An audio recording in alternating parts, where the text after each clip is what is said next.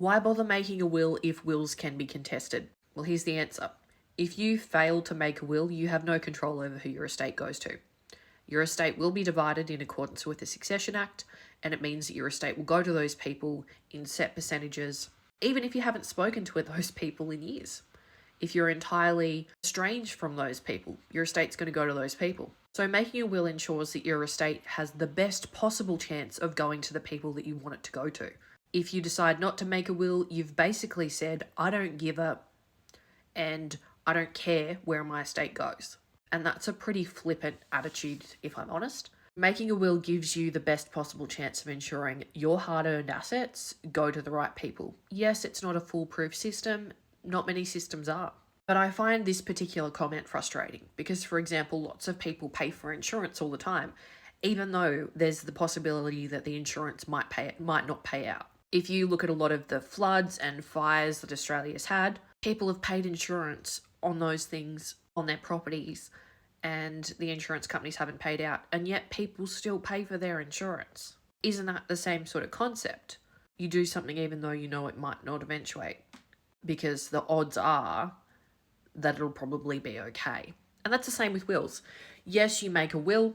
There's a small percentage or small chance that someone might contest your will, but the vast majority of wills are not contested and are followed. And that works perfectly. You've appointed an administrator and your estate goes to who you wanted. If you have a flippant attitude and really don't care who gets your estate, then don't make a will.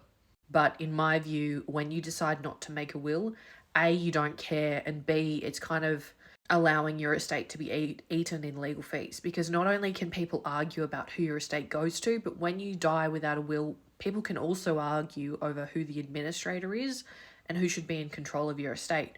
So there's two possible chances for there to be argument and money wasted on legal fees. Also, when you die without a will, your estate is generally more complicated and delayed to administer, which means it takes a lot longer for your loved ones to receive any inheritance and will sometimes cost a lot more.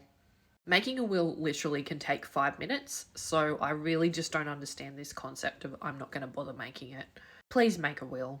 It doesn't need to be complicated. If you don't trust solicitors, you don't want to go see one, you don't have time, you think they're too expensive, then at least use a product that's a decent product that's designed by lawyers. There's lots of cheap will kits and DIY will things out there that are just crap. If you need to make a will on the cheap, at least use a product like Wills No Frills that's designed and checked by an Aussie solicitor. But please make a will. Don't leave it to chance. Dying without a will is just a terrible idea, and the concept that people would choose to do that just boggles the mind.